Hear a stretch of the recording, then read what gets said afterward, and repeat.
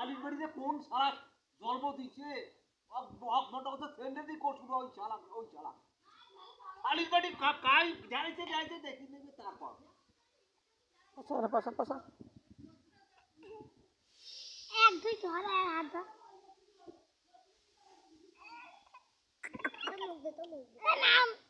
নিজে ছলা চড়ি বেড়াচ্ছে যদি হয়ে ঢেলাইছে যদি এত বাধা করছো শালির বাড়ি কথা বলে